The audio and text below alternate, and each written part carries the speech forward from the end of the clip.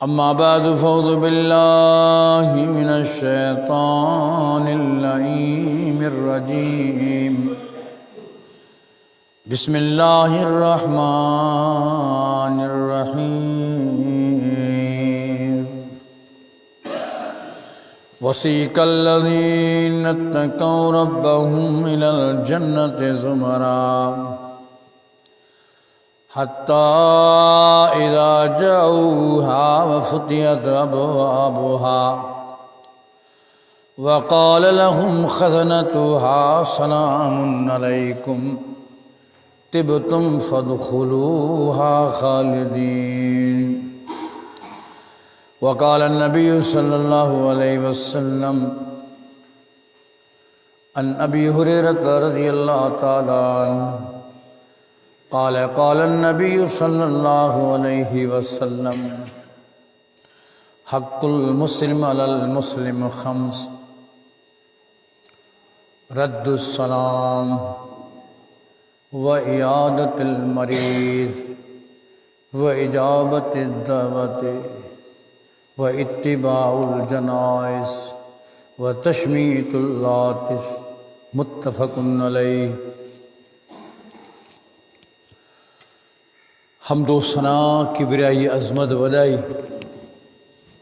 रब करीम खे जुगा जेको कुल कायनात जो अकेलो ख़ालिक़ मालिक है। बेहद बेहिसाब दुरूद सलाम आका दो जहां मोहम्मद मुस्तफ़ा सल्लल्लाहु अलैहि वालैहि वसल्लम जंजे नामे नामी ज़ात गिरामी थे। मुझे सामीन बिरादरान इस्लाम वाजिब एहतराम दोस्तों बुजुर्गो, नबी अकरम सल्लल्लाहु अलैहि वालैहि वसल्लम जन मुसलमान जा मुसलमान ते जेके हक़ आहिनि उहे पाण करीमन वज़ाहत सां उम्मत खे ॾसिया।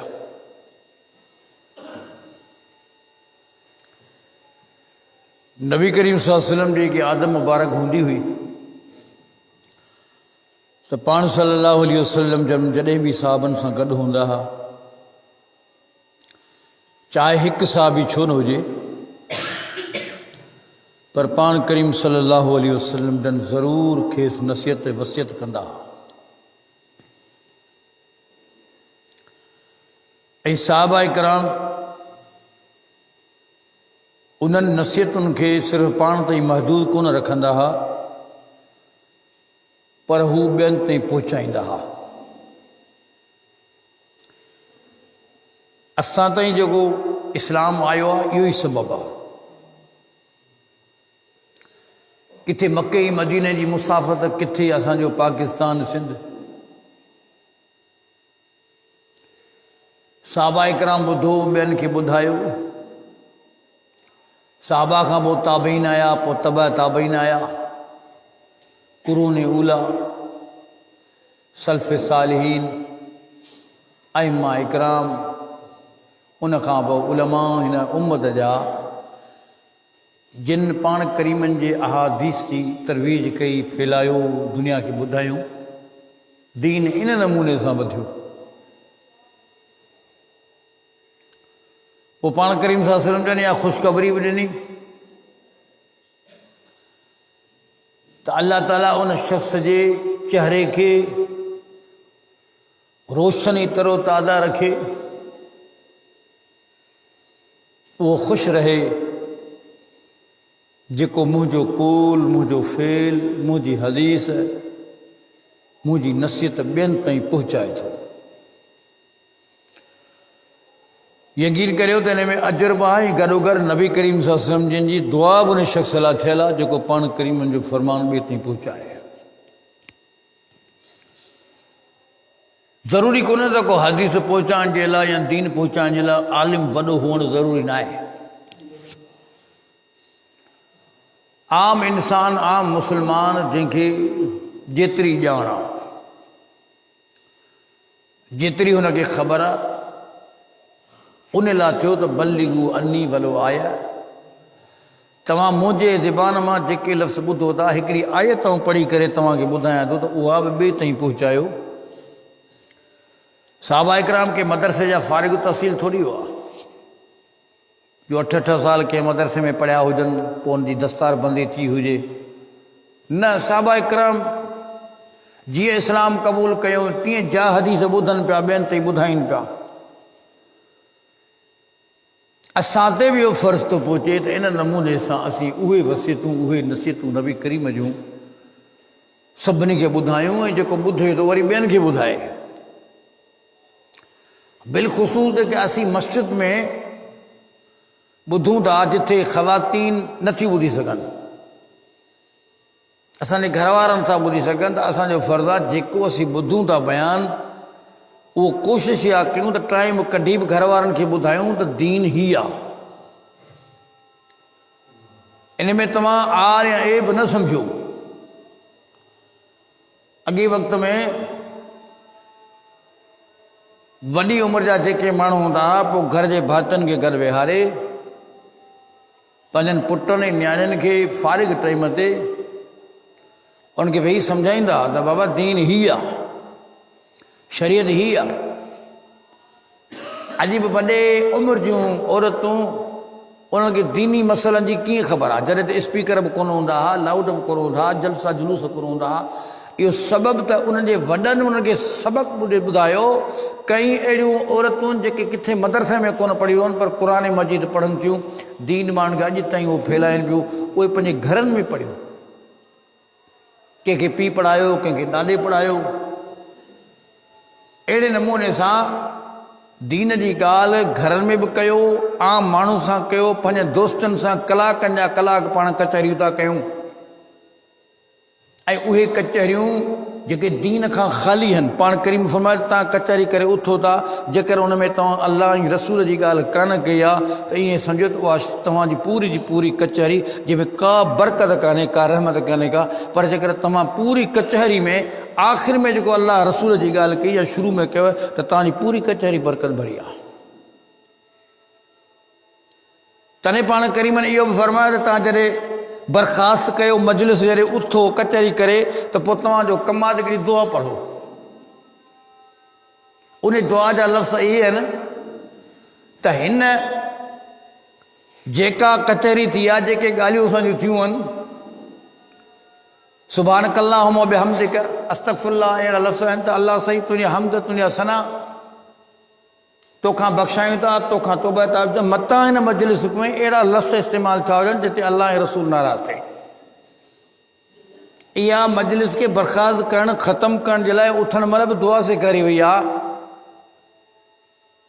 अस्सलामु अलैकुम वरहमतुल्लाह करे तव्हां वेहो था के मजलिस में, इते ई मजलिस तव्हांजी बरकत ऐं रहमत शुरू थी थिए।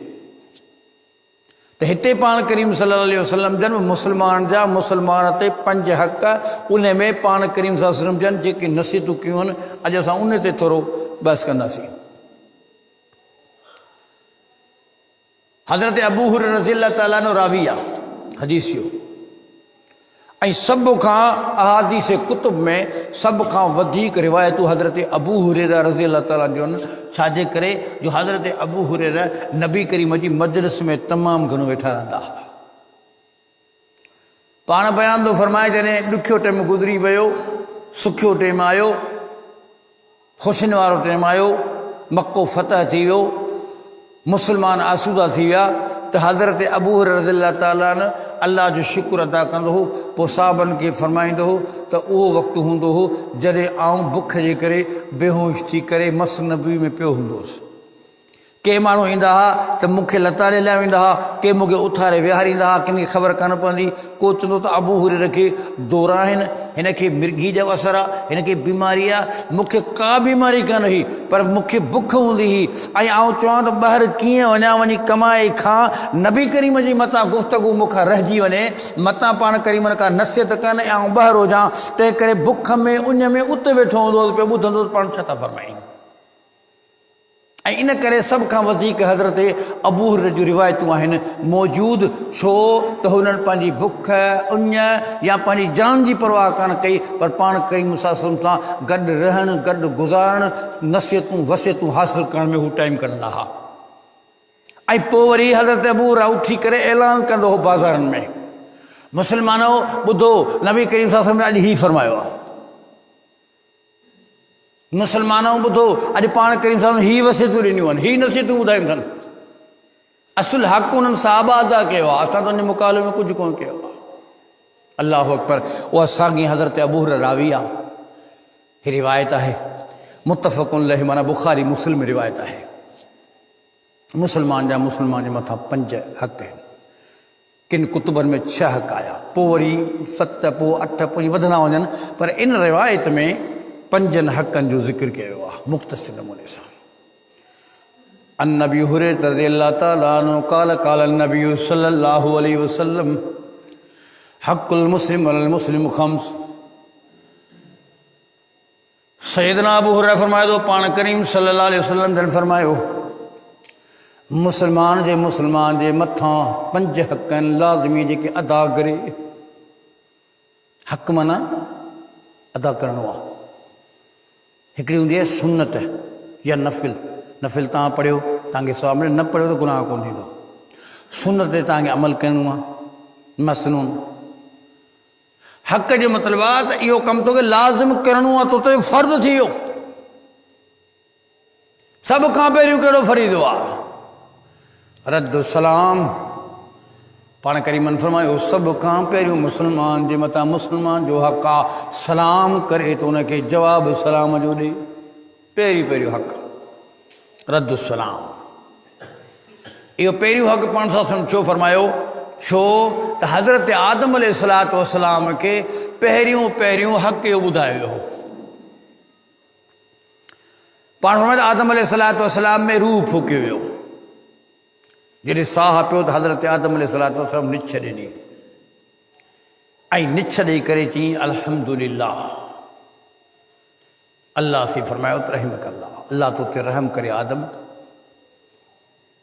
तॾहिं पाण फरमायो त निछ कोॾे त हुनखे जवाब में इहो जवाबु चवणो आहे हुनखे। उन खां पोइ अल्लाह ताला फरमायो त आदम तूं वञ हाणे फ़रिश्तनि जे मथां सलाम कर। हज़रत आदम उथंदो आहे, वेंदो आहे, अस्सलाम वालेकुम। आदम फरमाईंदो आहे फ़रिश्तनि जे मथां, फ़रिश्ता चवंदा आहिनि वालेकुम अस्सलाम व रहमतुल्लाह। अल्लाह सुब्हानहू व तआला हज़रत आदम खे फरमायो, आदम तहियतुक ही तुंहिंजो सलाम आहे, व तहियतु ज़ुरियतुक ही तुंहिंजे औलाद जो सलाम आहे। इहो सलाम उन ॾींहं खां वठी आहे जंहिं ॾींहं ते हज़रत आदम अलैहिस्सलातु वस्सलाम में रूह पियो। तॾहिं पाण फरमायो त पहिरियों हक़ मुसलमान जे मथां आहे सलाम जो जवाबु ॾियणु। ऐं अक्सर ईअं थींदो आहे जो माण्हू जेकर ॿ नाराज़ हूंदा आहिनि, हिकिड़ो सलाम कंदो आहे, ॿियो जवाबु कोन ॾींदो आहे, त यकीन करियो केॾो बि पाण में नाराज़ हुजे पर सलाम जो जवाबु सुन्नत सम्झी करे फ़र्ज़ु करे ॾियो।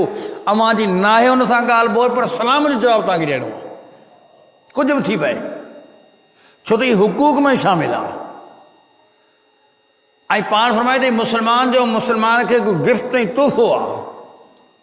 ॿी हदीस में आहे अफ़शु सलाम आहे, सलाम खे आम कयो।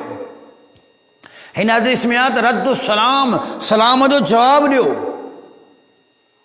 पोइ पाण करीम सल्लल्लाहु अलैहि वसल्लम वरी तरीक़ेकार ॿुधायो त सलाम कंहिंखे कहिड़े नमूने सां करिणो आहे।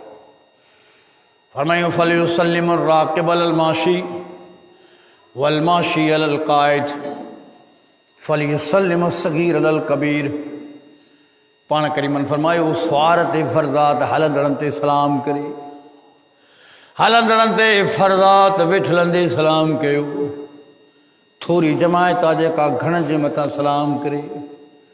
फलयुसल्लिम सगीर अलल कबीर, नंढे खे हक़ आहे लाज़िम आहे त वॾे जे मथां सलाम करे, छो जो अदब जो मामिलो आहे। वॾो सलाम करे उनखां अॻु में नंढो उन ते सलाम करे। घणनि माण्हू वरी मिज़ाज आदत आहे, ॿाहिरां अचे बि माण्हू वेठा आहिनि, वालेकुम सलाम हुनखे चई छॾींदा। इहा मज़ाक़ आहे, दीन जे ख़िलाफ़ आहे। अञा तो सलाम भरायो कोन्हे, उतो अञा अचे पियो, अचण सां हुनखे ॾिसी करे वालेकुम सलाम, इहो छा आहे?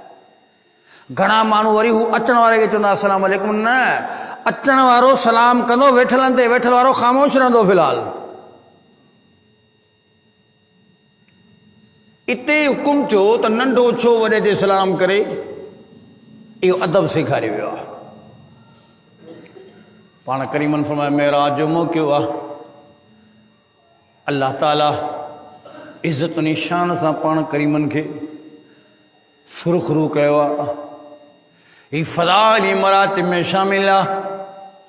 कंहिं बि पैगम्बर ख़ुदा खे अल्लाह ताला एॾी इज़्ज़ती शान अता न कयो जेको सैयदुल कौनैन खे, छो जो मेराज कंहिं नबी न कयो आहे सवाइ नबी करीम जी। पाण करीमन फरमायो मेराज जे मौक़े ते यूसुफ अलैहिस्सलात वसलाम मुंहिंजो भाउ मूंखे मिलियो, मूं ते सलाम कई, मूं हुनखे सलाम जो जवाबु ॾिनो ऐं मूंखे मुबारक ॾिनी। वरी रस्म में आहे त मूंखे ईसा अलैहिस्सलात वसलाम मूं ते सलाम कयो आहे, मूसा अलैहिस्सलात वसलाम सलाम कयो आहे, सारनि नंढनि नंढनि नबियुनि मूं ते सलाम कयो ऐं नबूअत जी मूंखे मुबारक ॾिनऊं। पर जिथे इज़्ज़ती मर्तबे जो मान शान जो मामिलो आयो, जॾहिं हज़रत आदम अलैहिस्सलात वसलाम खे मूं ॾिठो, जिब्रील मूंखे चयो मुहम्मद करीम ही तुंहिंजो अब्बा आदम आहे, फसल्लिम अलैहि, उनजे मथां सलाम कर। फसल्लम तो फरद सलाम, मूं आदम ते मूं सलाम कयो, मूंखे आदम अलैहिस्सलात वसलाम जवाबु ॾिनो ऐं मूंखे नबूअत जी मुबारक ॾिनई। सलाम ॿियनि नबियुनि नबी करीम ते बि कयो। पाण फरमायूं त मूंखे हुकुम थियो, जिब्रील ॿुधायो त हीउ तुंहिंजो अबो आदम आहे, इन ते तव्हां सलाम पहिरीं कयो, छो त इंसानियत जो अबो आहे, सभिनी जो वॾो। वरी फरमायूं त बैतुल मामूर खे टे किरियल शख़्स खे ॾिठुमि जेको टे ॾेई करे अल्लाह जे ज़िक्र में शामिल हो। मूंखे जिब्रील चयो त हीउ तुंहिंजो अबो इब्राहिम आहे, फसल्लिम अलैहि, हिन जे मथां सलाम कर। पाण फरमायो इब्राहिम अलैहिस्सलात वसलाम ते मूं सलाम कयो, फरद सलाम, पोइ इब्राहिम मूंखे सलाम जो जवाबु ॾेई करे ऐं मूंखे मुबारक कनी त पुट और बख़्तनि वारा पुट, नसीबनि वारा पुट मुहम्मद, तोखे नबूअत जी मुबारक हुजे। हिते ख़बर कहिड़ी पई त नंढे ते हक़ आहे त वॾे खे सलाम करे, भले कहिड़े बि उहिदे ते पहुचे, वॾो वॾो हूंदो आहे, नंढो नंढो थींदो आहे। इहो अदब में शामिल आहे, इहो अख़लाक में शामिल आहे। तॾहिं पाण करीमन फरमायो मल्लम यरहम सगीरना वलम युअक्किर कबीरना फलैस मिन्ना। सैयदुल कौनैन फरमायो जेको असांजे नंढनि ते रहम न करे, वॾनि जी इज़त नथो करे, मूं मुहम्मद जी उम्मत मां ई ख़ारिज आहे। हिते अदब जो मामिलो आहे। ॿियो फरमायो सलाम जे लाइ वॾो मर्तबा आहे। मुफ़्त में का तकलीफ़ कान्हे, का मज़दूरी कान्हे, का मेहनत कान्हे, का ज़बान मां लफ़्ज़ कढी वॾी हुनखे मज़दूरी मिली हुई, अस्सलाम वालेकुम रहमतुल्लाह बरकातहू, 30 नेकियूं मिलियूं फ्री में। जंहिं जवाबु ॾिनो उनखे 30 नेकियूं मिलियूं। नामे अमाल में इंदिराज थी वियो, तुंहिंजूं नेकियूं लिखिजी वियूं ऐं इहे मकतूब इंदल्लाह थी वियूं। माशर जे मैदान में हिकु हिकु नेकी ज़रूरत पवंदी, तूं रुगो सलाम सॼो ॾींहुं कंदो रह, तॾहिं तुंहिंजे नामे अमाल में पिया लिखी नेकियूं पियूं लिखी।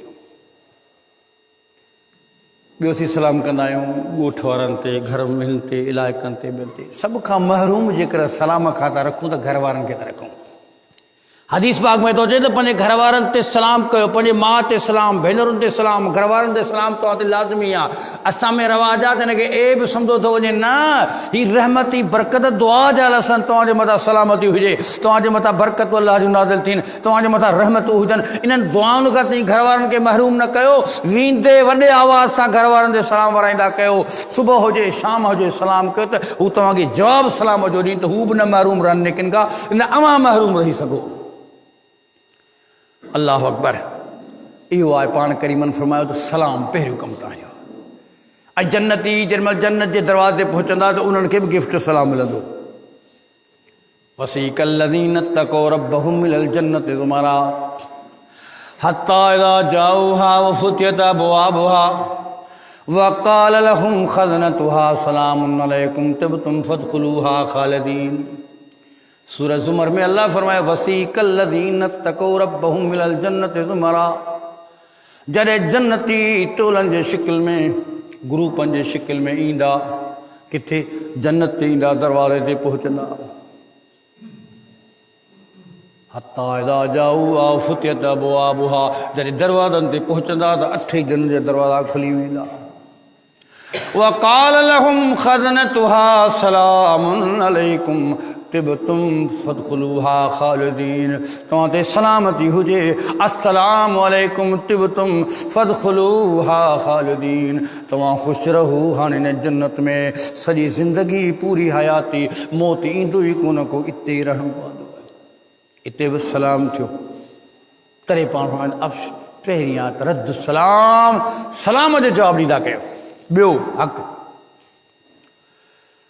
व इजाबत दावत इयादतुल मरीद। पाण करीमन फरमायो त इयादतुल मरीद, मुस्लमान जे मथां ॿियो हक़ इहो आहे त मरीद खे वञी पुछा करे हुनजो हाल अहवाल दरियाफ़्त करे। छो जो मरीद बेवस हूंदो आहे वीचारो, पंहिंजे खट खां लही करे ॿाहिरि नथो निकिरी सघे, कचहरी करे कोन थो सघे। पाण फरमायो त मरीज़ ॾे वञो ऐं मरीज़ खे आथत ॾियो, हुनजी आफ़ियत पुछो ऐं हुनखां मालूमात कयो, हुनजे तकलीफ़ में ॾुखनि में शरीक थियो। ऐं मुस्लमान जो मुस्लमान ते हक़ में शामिल आहे ऐं उनजा दर्जा केॾा अज़ीम आहिनि। पाण करीमन फरमायो जेको शख़्स वेंदो आहे मरीज़ खे पुछण जे लाइ, दिल में इहा ख्वाहिश कंदो आहे अल्लाह राज़ी थी पए, मुस्लमान जा मुस्लमान ते हक़ सम्झी करे ॿिए मुस्लमान भाउ खे ॾिसण थो वञे। पाण करीमन फरमायो सुबुह जो पुछण वियो, राति ताईं 70,000 फ़रिश्ता हुन जे लाइ मग़फ़िरत जी दुआ था कनि। राति जो पुछण जे वियो, राति खां वठी ॾींहं ताईं 70,000 फ़रिश्ता उन शख़्स जे लाइ दुआ था कनि जेको मरीज़ खे ॾिसण वियो, हुन खां पुछण वियो। उनखे कुझु ॾे न ॾे, आथत ॾिनी, हाल वाल पुछी, कहिड़ो हाल आहे, तबियत तुंहिंजी कीअं आहे, उहो ख़ुशि थी पवंदो। मरीज़ त चवंदो मूंसां केरु कचहरी अची करे, असां ते हक़ आहिनि, इहे शयूं असां विसारे छॾियूं आहिनि। असां पंहिंजे एहतिसाब पंहिंजो कयूं, पाण खां असीं पुछूं त केतिरो असां हक़ अदा कयो आहे मरीज़नि जो। ॿियो त ठहियो जेके वेझा अज़ीज़, वेझा क़ुराबत आहे, उन्हनि खे केतिरो असां पुछियो आहे, केतिरो हुन सां ताउन असां कयो आहे, केतिरी हमदर्दी जो इज़हार कयो अथऊं। हदीस में चए थो क़यामत जे ॾींहुं त अल्लाह ताला पुछंदो त बाना कपिड़नि जी ज़रूरत हुई तो मूंखे कपिड़ा कोन ॾिना, बीमार थियसि मूंखे तो पुछियो कोन को, अल्लाह तूं कीअं बीमार थींदे, तूं त बीमारी खां पाक आहीं, कपिड़नि जी तोखे अल्लाह कहिड़ी ज़रूरत आहे, तो मूंखे खारायो छो कोन, अल्लाह तूं खाइण पीअण खां त पाक आहीं। पर मैं तो मुंहिंजो बानू बीमार हो, उनखे तूं पुछण में, हुकुम त मुंहिंजो थियल हो न, बुखियो हो तुंहिंजे पासे में, बुख में उञ में सुम्ही पियो, तो पुछा कई त हीउ कहिड़े हाल में आहे, तन ते हुनखे कपिड़ा कोन हा, तो हुनखे कपिड़ा पाराया, तुंहिंजा जोड़ा त खुटन ई कोन था, ग़रीब खे जिस्म ढकण लाइ कपिड़ा कोन्हनि, एतिरी कंजूस आहे जेके लथल कपिड़ा कंहिंखे ॾियण लाइ तयारु कोन्हे। खाधो पीतो बची पवंदो, फ्रिजनि में पियो हूंदो, ॾियणो कोन्हे पाड़े वारनि खे, लाइट वेंदी हली, खाधो पीतो बू करे वेंदो, बदबू थी वेंदो, पोइ खणी ढेर ते छॾींदासूं, कुता बिला पिया खाईंदा, मजाला जो मां खणी के पाड़े वारे खे ॾियूं। असांजे हक़ जेके आहिनि, हक़ सां अदा ई कोन कया आहिनि मुंहिंजा साईं। सोचो किथे रसायूं, पाण करीम सल्लल्लाहु अलैहि वसल्लम जंहिंजी आदत मुबारक आहे, बीमार खे पुछण जे लाइ हिकिड़ो साहबी रसूल हदीस पाक में चए थो, नंढड़ो हिकिड़ो यहूदियुनि जो ॿारड़ो ईंदो, पाण करीम जे मजलिस में वेहंदो, यहूदी हुनखे रोकींदो कोन, नंढड़ो आहे, एॾी वॾी समझ कान अथसि, न बि करी वेही कचहरी में थो वेही, पाण करीम साहिब जे कचहरी मां यहूदियुनि खे ख़बर आहे त नुक़सानु कोन्हे को, हालांकि उहे यहूदी आहिनि। हदीस पाक में चए थो ॿारड़ो बीमार थी वियो, इन स्टेज ते पहुतो त हू ॿार मसनबी में अची कोन पियो सघे, ऐं इन मां हिकिड़ो ॿियो बि मसइलो आहे, अचानक को ये भुलिजी को नान मुस्लिम मस में पेर विझे, नंढड़ो ॿारड़ो, हाणे भॼ पड़ा ख़ुदा जे घर में भागा तूं, हिते हू अचे थो यहूदी, पाण करीमन सां कचहरी करे थो, वेहे थो, वेही तबलीग ॿुधी करे हले वेंदो आहे। पाण पुछा साहिबनि खां कई त ॿारड़ो जेको ईंदो हो पंहिंजी मजलिस में, उहो किथे आहे? चुसी मालूम को नहीं मालूम क्यों था साहबन पुछा की तो बार बीमार थी पियो असां 8 ॾींहं जमायती कोन था अचनि मजाल आहे जेको इमाम को मुअज़िन या मुक़्तदी पुछे ते यार असांजो जमायती बीमार त वीचारो कोन थियो आहे या केॾा वैल तो कोन्हे न का मजबूरी लाहे त कने का पाण करीमन इहा सुन्नत असांखे सेखारी त जेकर तव्हांजी मजलिस में जेको शरीक थो थिए उनजी मालूमात वठंदा तो कहिड़े हाल में आहे चुसी वो ॿार बीमार आहे पाण करीमन ओॾी महिल उथनि था साबन था कनि सिधो यहूदी जे घर था पहुचनि अल्लाह अकबर पाण करीम सल्लल्लाहु जीअं पहुचंदा आहिनि यहूदी हैरान थी करे पाण करीमन खां पुछंदो आहे साईं तव्हां अचणु तव्हांजो छो तकलीफ़ करे आयो नबी अकरम सल्लल्लाहु अलैहि वसल्लम फरमायो मूं ॿुधो त तुंहिंजो नंढड़ो बीमार आहे जेको असांजे मजलिस में शरीक थींदो आहे चईसीं हा बीमार आहे पाण करीमन फरमायो इन जी तीमारदारी जे लाइ इनखे ॾिसण जे लाइ आयो आहियां यहूदी ख़ुशि थी करे पाण करीम सल्लल्लाहु अलैहि वसल्लम खे वठी थो वञे साहबा गॾु आहिनि रसूल करीम पुछंदा आहिनि ॿार जो आख़िरी रिमकूं आहिनि साह जूं पाण करीम निहारे करे ॾिसंदा आहिनि ऐं ॿार खे चवंदा आहिनि पुट तूं कलमो पढ़ तूं कामयाबु थींदे इस्लाम आण छो जो हुनजी हालति नज़र हुई उन टाइम ते उन ॿार ॾे पंहिंजे पीउ ॾे निहारियो ऐं आदत हूंदी आहे नंढे ॿार जी त पीउ खां मोकल वठंदो आहे छो जो हर पीउ जी ॻाल्हि खे फॉलो कंदो आहे त मुंहिंजो पीउ जीअं चवे तीअं कयां हिते पाण करीमन जी ॻाल्हि ॿार खे वणे थी पर पीउ जे ख़ौफ़ में या इजाज़त आहे पीउ ॾे निहारींदो आहे ॻाल्हाए कोन सघंदो आहे आख़िरी वक़्तु आहे यहूदी बि सम्झी वियो त पाण करीम सल्लल्लाहु अलैहि वसल्लम जन आया आहिनि हिते हली करे हू चवंदो आहे त अबल क़ासिम जी ॻाल्हि मञ मोहम्मद जीअं बाबा तोखे चवां नी तूं चओ उन ॿार चयो ला इलाहा इल्लल्लाह कलमो भरी ओॾी मुंहिंजो साह परवास थियो पाण करीम फरमायो त अल्लाह लाइ तारीफ़ूं आहिनि अल्हम्दुलिल्लाह सभु तारीफ़ूं अल्लाह जे लाइ जो अल्लाह इन ॿार खे आख़िरी टाइम ते जहन्नम खां बचाए जन्नत में दाख़िल करे छॾियो सबबु छा हो इहा हमदर्दी हुई पाण करीम विया मरीज़ खे पुछण जे लाइ मरीज़ जो जेको वारसो पीउ ख़ुशि थियो नंढड़े ॿार खे ॾिसी ऐं नंढड़ो ॿार उनखे कलमो नसीब थियो इहो मरीज़ खे ॾिसण जो फ़ाइदो ऐं सवाबु मिलियो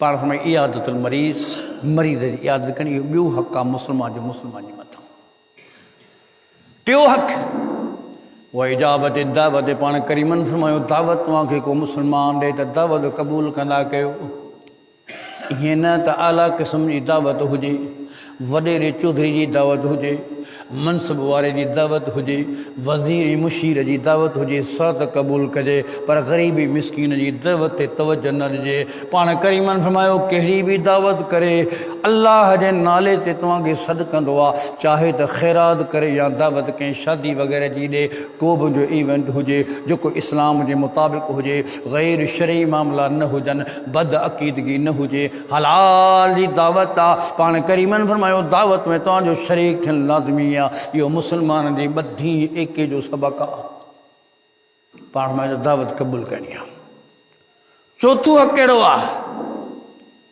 उहा इत्तिबाइल जनाइज़ पाण करीमन फरमायो इत्तिबाइल जनाइज़ चौथो हक़ आहे त जनाज़े जे पोयां हलणु मरी वियो माण्हू फोत थी वियो उनजे जनाज़े में शरीक थियणु पाण फरमाईंदो कि अलाह ताला क़ीरात जो अजर थो ॾे या रसूल अल्लाह क़ीरात जी माना छा आहे पाण मिसल उहद जबल जबल उहद जे बराबरि आहे क़ीरात केॾो वॾो उहद जबल आहे अल्लाह ताला उनखे ओतिरो अजर थो ॾे जेको मैयत जे पोयां थो हले जनाज़े में जनाज़ो पढ़ी हिनखे अजर मिलियो पाण मैयत खे दफ़नाए क़बर में वरी दुआ थो घुरे आख़िर ताईं गॾु रहियो माना सारा मामला हुनजा तकफ़ीन ऐं तदफ़ीन ताईं ही रहियो गॾु पाण करीम क़ीरातान उन शख़्स खे ॿ उहद जबल गॾाए एतिरो अजर अल्लाह ताला ॾेई छॾियो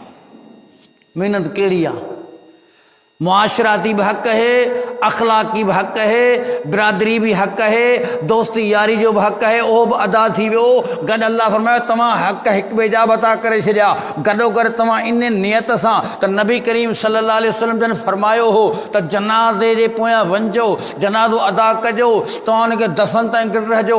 अल्लाह तव्हांखे जबल उहद जहिड़ो ॿीणो अजुर ॾेई छॾियो। हेॾा तव्हां पंहिंजा हक़ बि अदा करे छॾिया, ओॾा अजुर सां तव्हांजो नामे अमाल भरिजी वियो। इन खां वधीक तव्हांखे छा खपो आहे? दीन इस्लाम उहो आहे जंहिंजो नसीहत वसियत ते हलंदो। यादि कयो त महिनत घटि आहे, मज़दूरी तमामु घणी आहे। तॾहिं पाण फरमाईंदो कि अल्लाह ताला ॿिनि कीरातुनि जो अजर थो ॾे। असां में इहो बि आहे त हालांकि फ़र्ज़ किफ़ाया आहे। कुझु माण्हुनि जनाज़ो पढ़ियो, कुझु न पढ़ियो, त ॾोह कंहिं ते थींदो, सभु माना ॾोह खां बची विया। पर जेकॾहिं कंहिं अदा न कयो त सभई ॾोही आहिनि। पर इन फ़र्ज़ किफ़ाया जी इन मां वधीक अहमियत थी त पाण जॾहिं अजुर ॿुधायूं त अजुर वॾो आहे। ऐं यकीन करियो त हिन में सभ खां वधीक माण्हू उहे हिसो वठंदा आहिनि जेके ग़रीब हूंदा आहिनि, जेके मिसकीन आहिनि, जिन वटि क़दुरु कोन हूंदो आहे।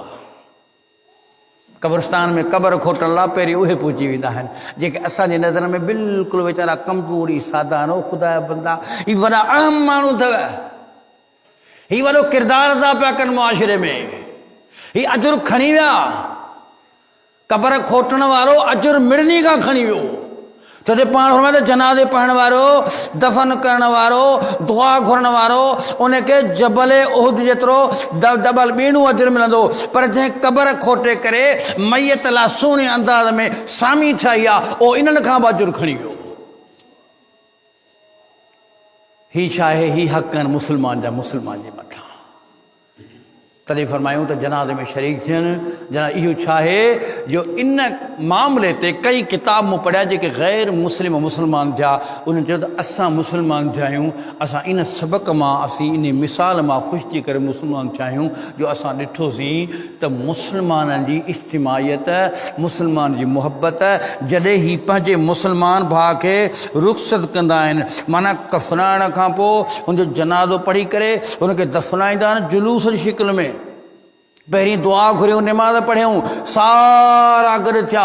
एॾी माना जे जुलूस थींदो आहे कि अमीर माण्हू तीअं सारे ॻोठाणा शहरनि जा गॾु थी करे उन में अची गॾु थिया आहिनि। पोइ सभिनी गॾिजी दुआऊं घुरियूं। दुआउनि करण खां बाद में वरी उनखे खणी करे जेको आहे क़ब्रिस्तान में विया। वरी क़ब्रिस्तान खां बाद में वरी दुआऊं घुरी घुरी वरी आया आहिनि। माना ही अहिड़ो मज़हब आहे, अहिड़ो मसलक आहे जंहिंमें हिकिड़े इंसान ज़िंदगी जेका ज़िंदा हो हुनजी इज़त ई, पर हुनजे मरण खां पोइ बि हुनजी वॾी इज़त आहे। तंहिं करे कई मुस्लमान, 100 मुस्लमान, वॾा वॾा प्रोफेसर ऐं डॉक्टर इंजीनियर, जिन किताब में लिखियूं त असां इहो नमूनो ॾिसी करे इस्लाम क़बूल कयोसीं। पोइ असां सर्च शुरू कई।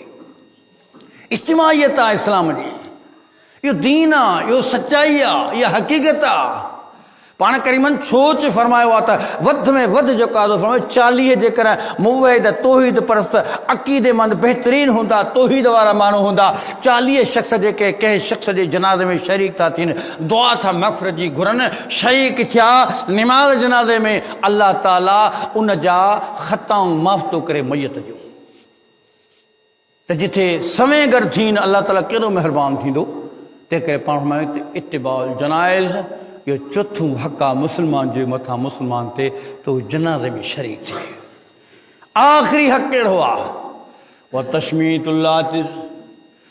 पाण करीमन फरमायो 5 हक़ आहे त निछ ॾियण वारे खे जवाबु ॾे। पंहिंजी नज़र में त निछ ॾियणु ऐं उन जवाबु ॾियणु मामूली शइ आहे, लेकिन ही ॻाल्हि वॾी आहे। निछ ॾिनई, निछ ॾियण वारे चयो अल्हम्दुलिल्लाह, ॿुधण वारो चवंदो यरहमकल्लाह, वरी जंहिं निछ ॾिनी आहे उहो चवंदो यहदीकुमुल्लाह व युस्लिह बालकुम। माना पहिरीं ॿुधी वञो, जंहिं निछ ॾिनी चयो अल्हम्दुलिल्लाह, अल्लाह तो निछ ॾियारी, ज़हन मुंहिंजो साफ़ थी वियो, तकलीफ़ ख़तमु थी वई। ऐं निछ हिकिड़ो माना चङ भलाई तंदुरुस्ती निशानी आहे। नंढो ॿारु ॼमंदो आहे न, उहो जेसीं निछ न ॾे, जेसीं रोए न, तेसीं हुनखे लोॾींदा आहिनि, हुनखे धूणींदा आहिनि, हुनखे धक हणंदा आहिनि, उनजे मथे खे मालिश कंदा आहिनि पे ताकि हू निछ ॾे।